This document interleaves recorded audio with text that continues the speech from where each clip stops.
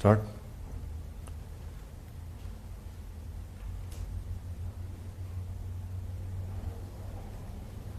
बिस्मिल्लाहिर्रहमानिर्रहीम।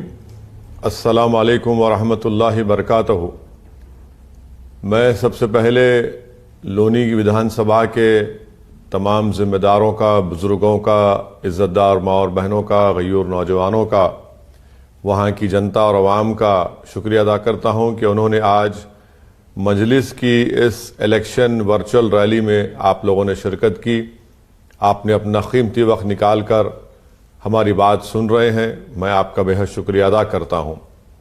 मुझे आपको यही पैगाम देना है कि 10 फरवरी के दिन जो उत्तर प्रदेश विधानसभा के पहले फेज़ के वोटिंग का दिन है, उसमें मेरी आपसे गुजारिश है कि आप अपना कीमती वोट मजलिस के उम्मीदवार डॉक्टर मेहताब अली, जिनका इंतखाबी निशान पतंग है, उस पतंग के निशान पर आप बटन दबाकर अपने सियासी शऊर का सबूत दीजिए, अपने इत्तेहाद का सबूत दीजिए और उत्तर प्रदेश में जो भागीदारी परिवर्तन मोर्चा बनाया गया है, जिसके कन्वीनर और पहले मुख्यमंत्री होंगे इंशाअल्लाह जनाब बाबू सिंह कुशवाहा साहब, आप उस पर भागीदारी परिवर्तन मोर्चा को भी कामयाब करिए, उनके पूरे प्रत्याशी को, उनके उम्मीदवारों को भी कामयाब करिए।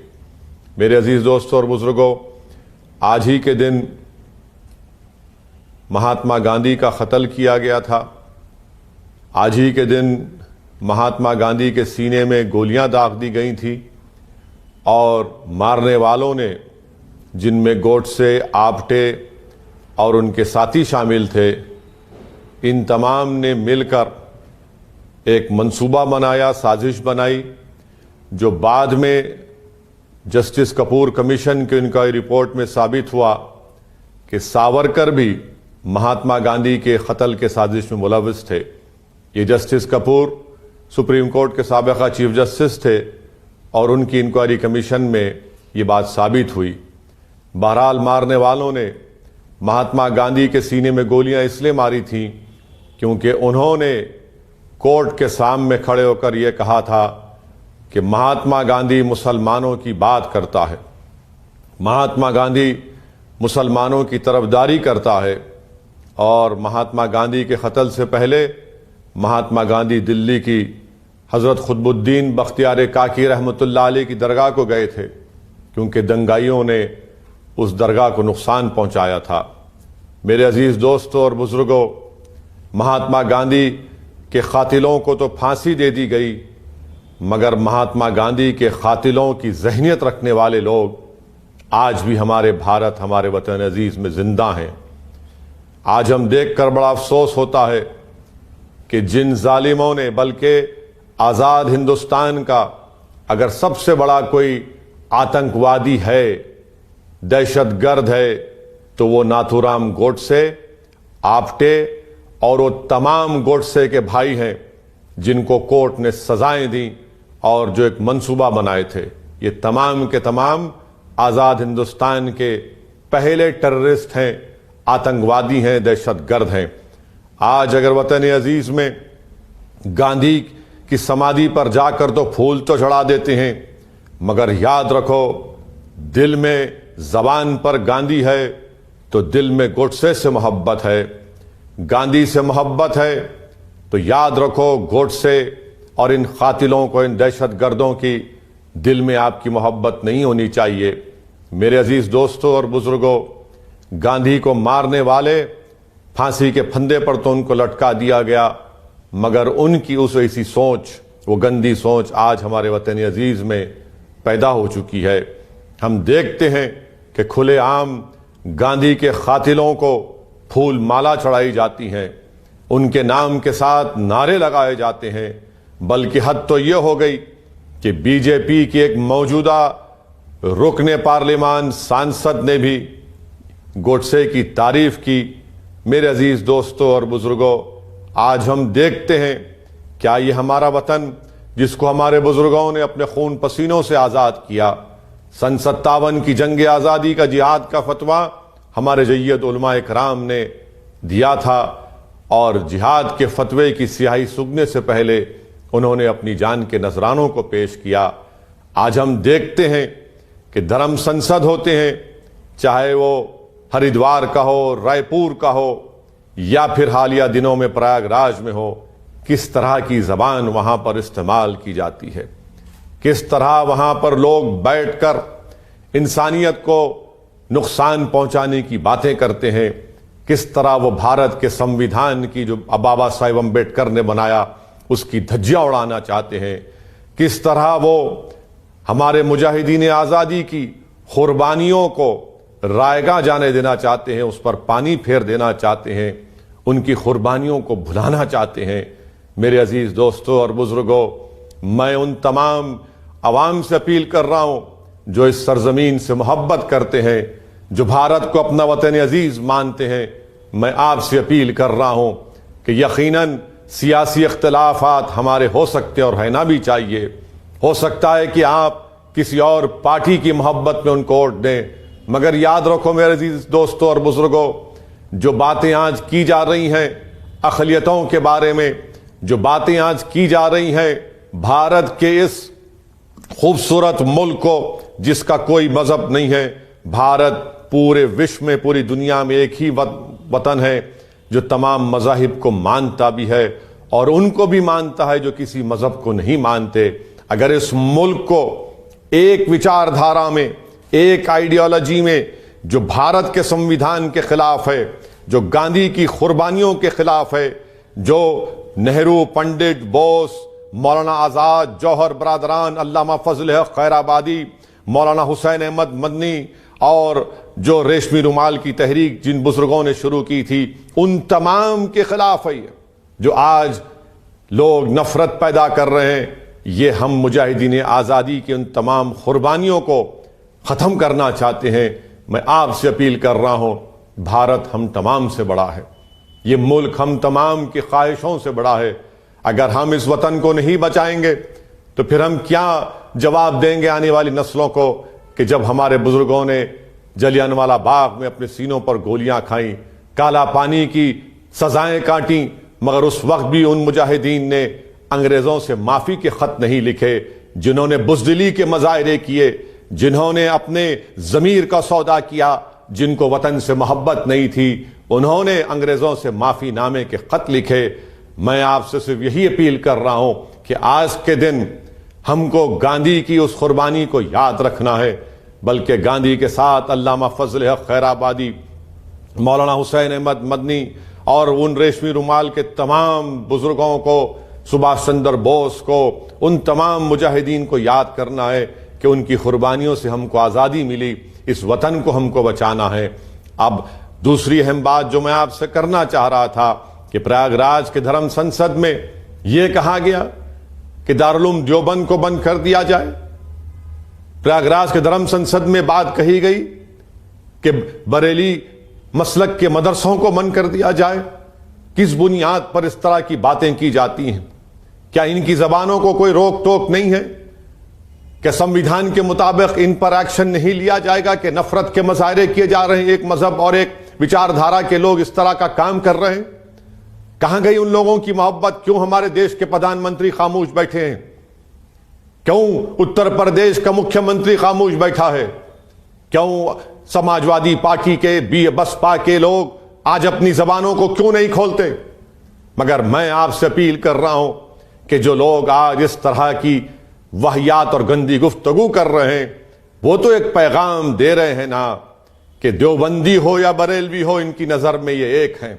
तो मैं आपसे अपील कर रहा हूं कि जिनकी जबानों से निकल रहा है वो ये कह रहे हैं कि सब एक हैं, मेरे अजीज दोस्तों और बुजुर्गों, मेरी आपसे दरमंदाना अपील है कि आप इन तमाम चीजों से ऊपर उठकर मुत्तहिद हो जाइए। हालात और वक्त के तकाजे को आप देखिए। अगर आज आप मुत्तहिद नहीं होंगे, भारत की जमहूरियत में आपकी आवाज होनी चाहिए।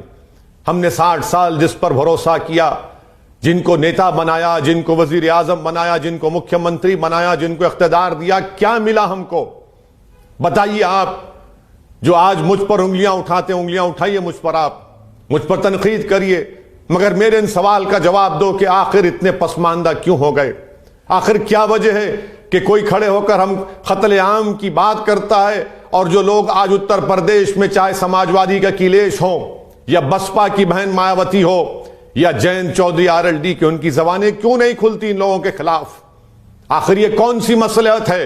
ये मसलहत नहीं है, ये बुज़दिली है। ये बुज़दिली भी नहीं है, बल्कि ये इन तमाम बातों पर खामोशी, उनकी नीम रजामंदी की बात करते हैं। मेरे अजीज दोस्तों और बुजुर्गों, तीसरी अहम बात जो मैं आपसे करना चाह रहा था, मजलिस इत्तेहादुल मुस्लिमीन आज से 70 साल पहले अपने सियासी सफर का आगाज किया। हमारे बुजुर्गों ने बड़ी मेहनतें की, बड़ी कुर्बानियां दी, जेल की सोहबतें बर्दाश्त की, इल्जामात को बर्दाश्त किया, खाक और खून के दरियाओं से गुजरना पड़ा। कभी हैदराबाद से तो कभी शहर बदर उनको कर दिया जाता था, मगर इन तमाम मसाइब और मुश्किलात के बावजूद भी कामयाबी के साथ अल्हम्दुलिल्लाह अल्लाह के फजल करम से मजलिस इत्तेहादुल मुस्लिमीन ने अपने सियासी सफर को तय किया। हमने भारत की जमहूरियत को मजबूत किया।